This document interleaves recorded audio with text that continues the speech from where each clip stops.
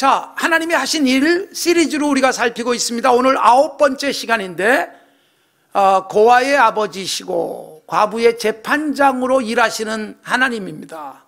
고아에게 아버지처럼 다가가시고 과부에게는 억울함을 풀어주시는 그런 하나님이 일하시는 모습을 성경 곳곳에서 볼 수 있는데, 사실 이것은 모두가 우리의 몫입니다. 우리가 어떻게 살아야 될지를 생각하게 해주는 것입니다. 자, 가정에 대한 말씀을 지난주에 드렸습니다. 가정 생각하면 미소도 지어지고 웃고 행복하고 즐거울 수도 있지만 반대로 가정에서 상처도 받고 아픔도 누릴 수도 있습니다. 가장 많은 상처는 가까운 사람에게서 받으니까. 때로는 아내에게서, 남편에게서, 부모에게서, 자녀에게서 상처받고 살아갈 수 있어요. 가정이 건강하지 않으면 그런 일들이 생길 수 있고, 건강한 가정에도 종종 생깁니다. 그러나 여러분, 예수 그리스도 안에서 그 부분을 뛰어넘고 치유해 가는 거예요. 예수님 모시고 나니까 점점 좋아지는 거예요. 원래 죄를 가지고 태어난 인간이기 때문에 죄인들이 모여서 만든 어떤 집단이든 완전하지 않습니다. 그걸 전제하십시오. 나의 아버지가, 나의 어머니가 완전하지 않습니다. 내 남편이, 아내가 완전하기를 원하는 것은 불가능합니다. 그러기에 모자란 부분을 주님이 채우시는 것이고, 나도 모자란 부분을 채워가면서 당신에게 좋은 사람 되기 위해서 애쓰는 것입니다. 그렇기 때문에 이런 세상 속에 그리스도인이 하나님이 어떤 분인가, 하나님은 어떻게 일하시는가, 우리도 어떻게 살 것인가 도전을 받아야 되는 거예요. 오늘 그래서 고아의 아버지, 과부의 재판장, 하나님이 그런 분이구나, 그렇게 이야기하고 끝내려는 게 아니라 그래서 우리는 어떻게 살아야 될 것인가가 더 중요한 거예요. 고아나 과부, 사회적 약자, 그들에게 관심 갖고 계신 주님, 그런데 사실은 그 관심을 가지고 우리에게 그걸 하길 원하신 거예요. 그래서 하나님께서 이스라엘 백성들이 출애굽을 하고 가나안 땅 들어가기 전에 율법을 주시잖아요. 그 율법에 담고 있는 가장 중요한 메시지, 하나님 잘 섬겨라잖아요. 그런데 하나님 잘 섬기는 걸 뭘로 증명할 수 있어요? 그게 바로 사회적 약자에 대한 배려예요. 가나안 땅 들어가서 너희들이 잘못된 길 갈 수 있다, 이거 하나님이 미리 경계하시는 거예요. 고아 과부 무시해요. 나그네 영접하지 않아요. 이런 일들이 일어날 수 있다. 그래서 하나님을 정말 잘 섬기는지 뭘로 증명해야 되느냐? 너희들 주변에 있는 사회적 약자를 배려해라. 이런 율법이 아주 중요한 핵심으로 이스라엘 백성들에게 안겨진 거예요. 그래서 출애굽기 22장에 보면 하나님이 이렇게 말씀하세요. 너는 과부나 고아를 해롭게 하지 마라. 내가 만일 그들을 해롭게 함으로 그들이 나에게 부르짖으면 내가 그 부르짖음을 듣고 굉장히 분노할 것이다. 고아와 과부가 억울해서, 속상해서 눈물 흘리고 신음소리를 내면 하나님이 듣는다. 그리고 하나님이 분노하셔가지고 칼로 너희를 죽일 것이다. 그래서 너의 아내는 과부가 되고 너의 자녀는 고아가 되리라. 여러분, 이런 말씀이 성경에 나와요. 굉장히 끔찍하지 않습니까? 하나님이 굉장히 구체적으로 심각한 경고를 하는 거예요. 사회적 약자, 고아, 과부 괴롭히고 힘들게 하면 하나님이 칼을 든다. 이게 무서워서라도 바로 살아라. 근데 제대로 안 살아요. 여러분, 우리가 이 말씀은 하나님을 경외하는 자들의 건강한 태도여야 한다는 것을 보여주고 있어요. 신명기 10장에 하나님이 어떤 분이냐? 고아와 과부를 위해서 정의를 행하신다. 고아와 과부를 위한 정의가 뭐예요? 고아와 과부를 괴롭게 하는 사람에게 하나님이 칼을 드시는 거예요. 정의가 실현되는 거예요. 거기다가 나그네에게 하나님이 떡도 주시고 옷도 주신다. 그러니까 나그네들을 먹이고 입히신다. 여러분, 3,500년 전 이야기란 말이에요. 나그네가 여행을 할 때 손에 들고 다니는 게 제한되잖아요. 그런데 요즘처럼 뭐 호텔이 있고 어디 가도 밥 사 먹을 수 있는 식당이 있는 게 아니잖아요. 그러니까 천상 그야말로 민박을 하는 것이고요. 그야말로 누군가가 밥 주면 그거 얻어먹고 다니는 게 나그네인데, 하나님이 그렇게 하시겠다. 그러므로 너희들이 대신할 수 없겠니? 그 말씀이에요. 그리고 너희들이 그걸 대신해야 되는 이유가 뭐냐? 너희도 애굽에서 400년 동안 나그네로 살지 않았니? 그때 얼마나 서러웠니? 그거 생각하면서 해라. 그러면 내가 책임질게. 그 말씀을 하는 것입니다. 그래서 여러분, 하나님께서는 우리에게 요구하고 계시는 것이고, 우리가 이렇게 살아야 하나님도 우리에게 복을 주신다. 그러면서 계속 이어지는 말씀. 너희 중에 분깃이 없는 레위인이 있다. 이건 신명기 14장이에요. 뭐냐 하면 이스라엘 백성이 가나안 땅 들어가 가지고요, 땅을 차지했고 차지한 땅에서 농사 짓고 목축도 하면서 사는 건데, 레위 지파만은 땅을 안 줘요. 왜냐하면 레위 지파는 거룩한 일을 하도록, 예배하는 일을 하도록. 그래서 농사 짓고 하는 일들은 안 했어요. 땅이 없어요. 그러니까 그들이 먹을 것이 없다. 그러니까 레위 사람들 너희들이 책임져라. 그리고 성중에 거주하는 나그네 고아 과부들 먹여서 배부르게 하라. 여러분, 겨우 먹고 사는 게 아니라 배부르게 하라. 그리고 거룩한 일을 위해서 농사 안 짓는 사람들도 먹을 수 있게 하라. 이것이 하나님께서 주신 명령이고, 이렇게 하면 아까 말씀드린 것과는 반대로 주신 말씀이 있어요. 아까는 고아 과부 해롭게 하면 하나님이 칼을 들겠다, 출애굽기 22장이지만 여러분, 이 말씀 속에는 놀라운 하나님의 보장이 있어요. 그렇게 하면 신명기 14장, 네 하나님 여호와께서 너희 손으로 하는 모든 일에 복을 줄 것이다. 그래서 내 대신 너희가 먹이고 내 대신 너희가 배부르게 만들면 내가 너희들의 손으로 하는 일마다 복되게 할 것이다. 제가 여러분들에게 자주 간증하는 이유가 있습니다. 우리가 그렇게 살자는 것이에요. 제가 참 복받고 산다, 이런 감격을 가지고 있는데 우리 어머니 덕이다, 그 생각을 한단 말이에요. 어린 시절에 집에 깡통 들고 냄새나는 거지가 와서 식은 밥 하나 달라고 그러면 우리 어머니가 늘 집으로 들여서 따뜻하게 밥 해주셨다, 그런 말씀 드린 적이 있어요. 집안에 드리고 따뜻한 밥에 따뜻한 국에 반찬 차려서 먹였어요. 너무너무 고마워하면서 가잖아요. 그런 어머니 덕분에 제게 복이 주어지는 거예요. 그러니까 여러분, 하나님이 그렇게 살면 네 손으로 하는 모든 일이 잘 되게 하겠다, 하나님의 보장입니다. 그래서 우리가 살면서 하나님은 고아, 과부, 그리고 나그네, 그들에게 든든한 힘이 되어 주시는데 결국 그 일은 누가 해야 되느냐? 우리가 하라는 거예요. 사회적 약자 무시하지 마라. 여러분, 도와주지 않아도 잘 살 사람에게 막 갖다 주고요, 정말 먹여야 되고 도와줄 사람에게선 있는 것 같이 빼앗아 버리는 아주 공정하지 않은 세상 속에 우리는 살고 있어요. 이 속에서 그리스도인은 건강한 태도를 가져라. 외로울 수밖에 없는 상황에 처한 사람들에게 끊임없이 대신하라. 그래서 같이 즐거워라, 그 말이에요. 거기다 더 구체적인 내용들이 계속 나옵니다. 신명기 24장, 나그네 고아의 송사를 억울하게 하지 마라. 때로는 이거 뭐 잘잘못을 가려야 되는 상황 속에서 힘이 없는 사람이, 여러분, 나그네를 편들어 주겠어요? 자기 성에 사는 사람을 편들어 주겠어요? 이럴 때 나그네가 억울해지지 않도록 하라. 고아가 억울하지 않게 하라. 그리고 또 주어지는 말씀이요, 과부의 옷은 전당 잡지 마라, 그런 말씀이 나와요. 과부가 너무 배고파서 옷을 전당 잡아서라도 먹을 걸 구하려고 할 때 절대로 옷을 전당 잡으면 안 된다, 그냥 주라는 말이에요.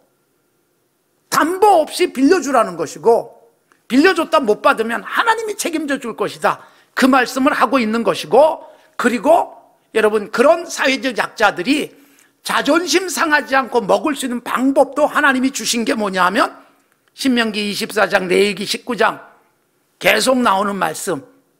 내가 농사 짓고 추수할 때 땅이 많은 사람은 한쪽 밭을 수확하는 것을 잊어버렸으면 그냥 내버려둬라.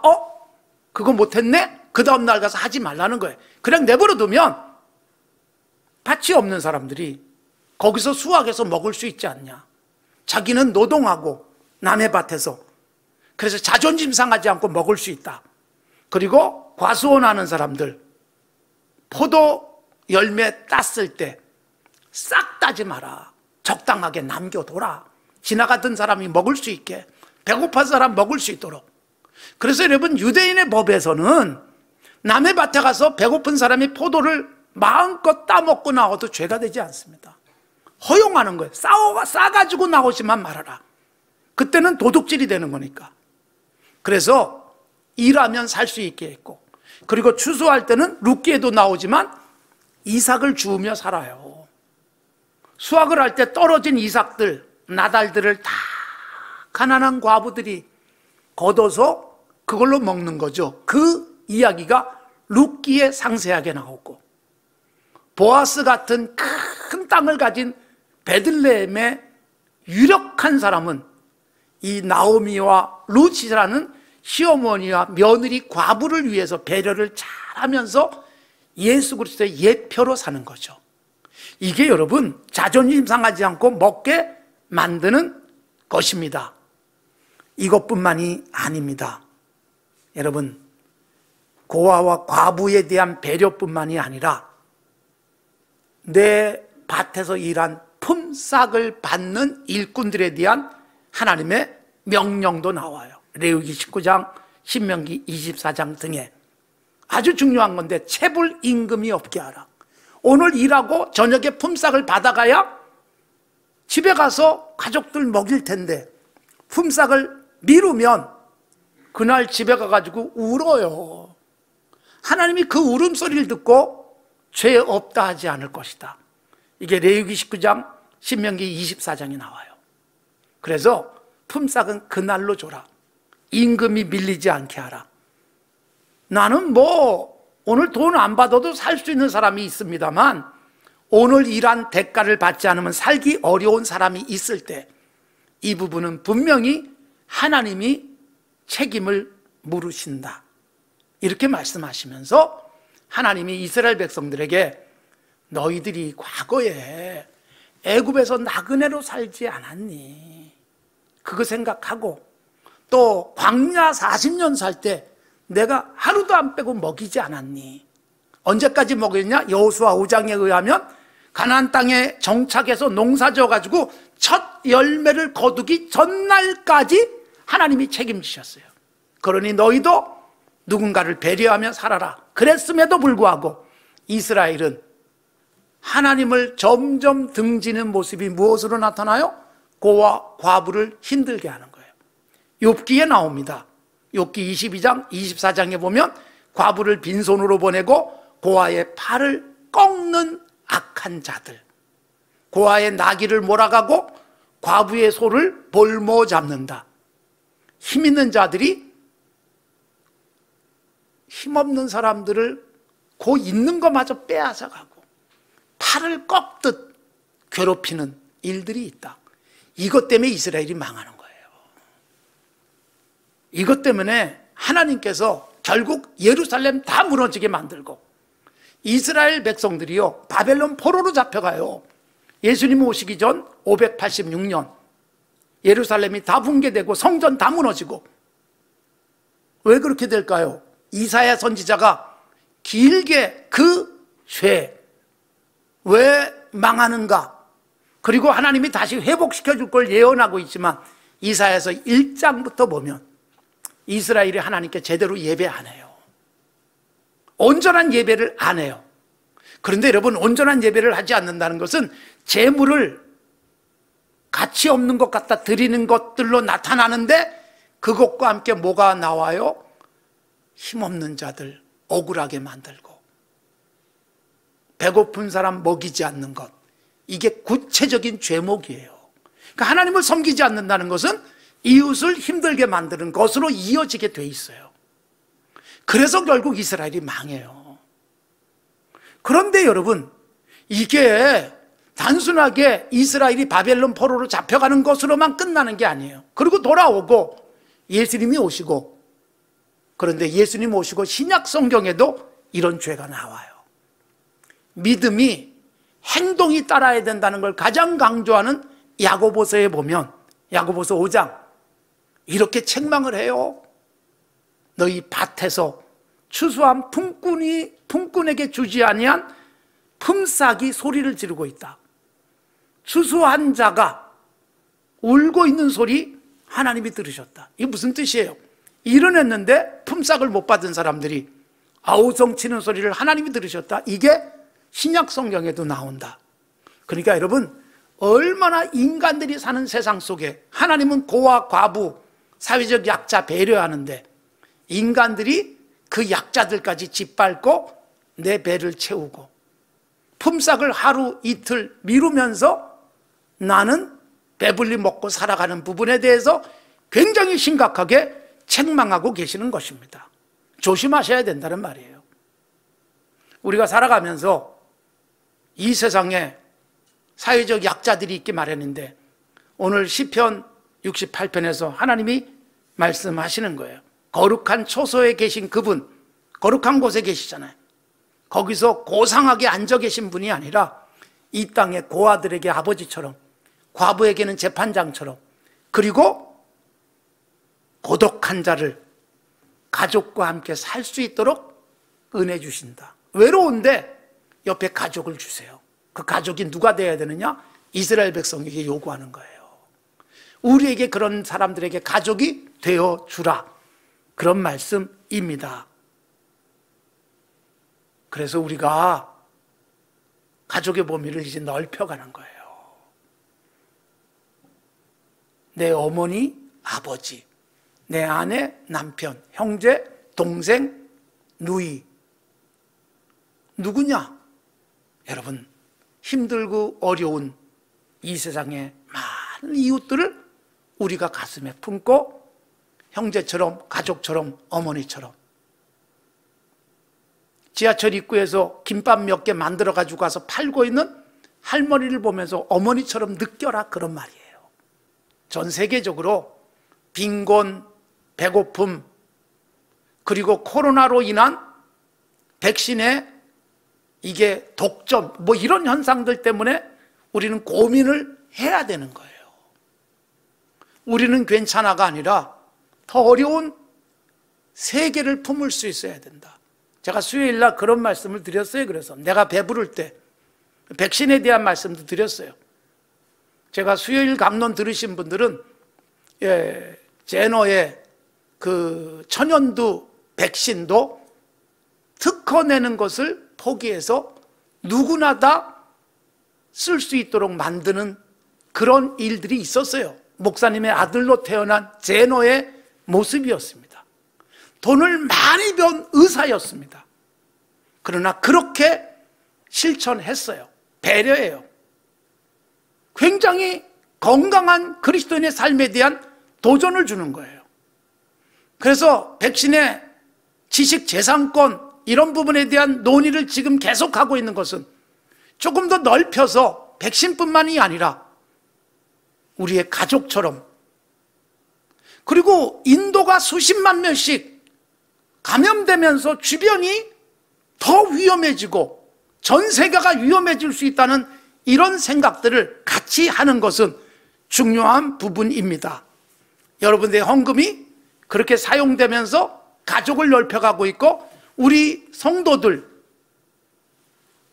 교회 안 다니는 사람에게도 장학금이 가고 있는 거예요. 서초구를 통해서.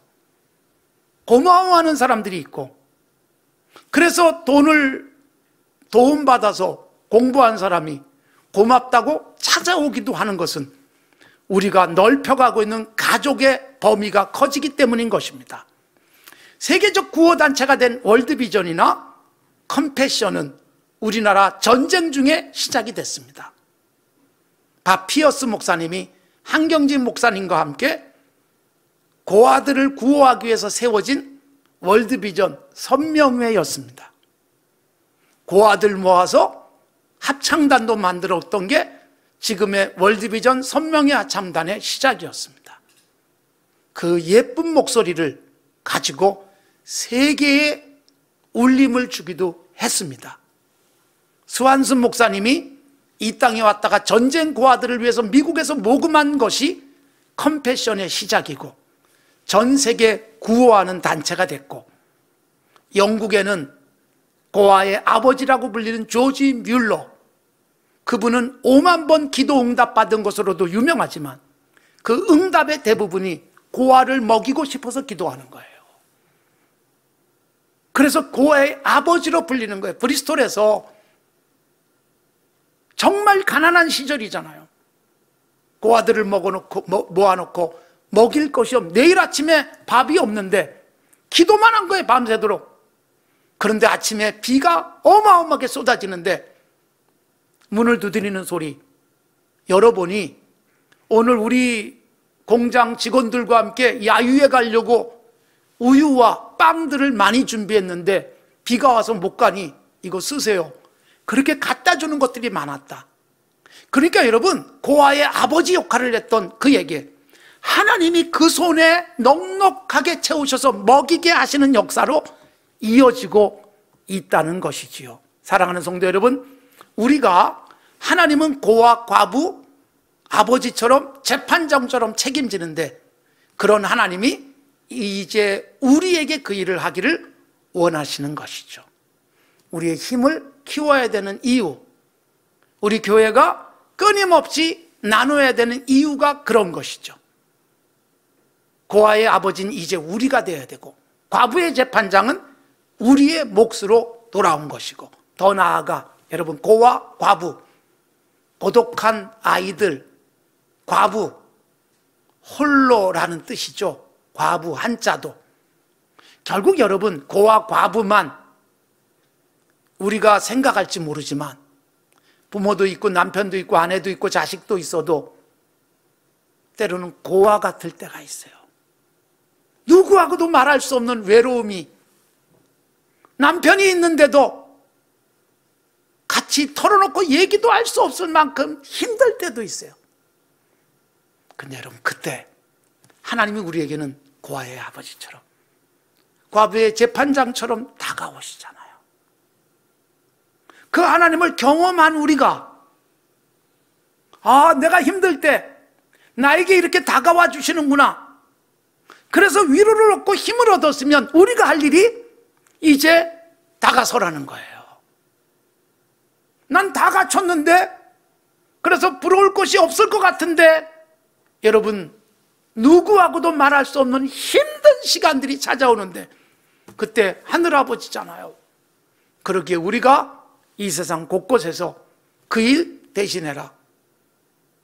하늘아버지가 그러면 내게도 아버지처럼, 내게도 때로는 든든한 비빌 언덕이 돼서 찾아와 주실 수 있으니까.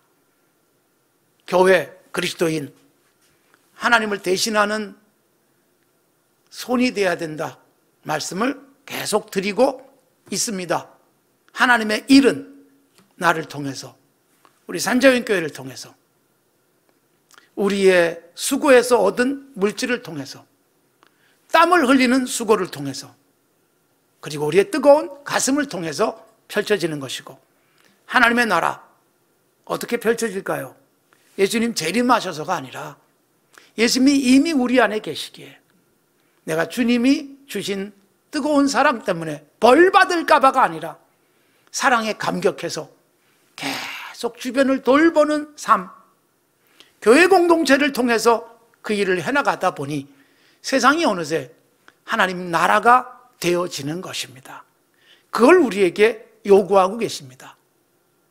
고아의 아버지, 과부의 재판장이신 하나님, 나의 아버지요, 나의 억울함을 풀어주시는 전능자이시고, 그리고 우리가 그 하나님을 경험하고 우리도 그런 아버지가 되라. 그런 든든한 누군가에게 힘이 되어줘라. 이 말씀을 하시는 것입니다.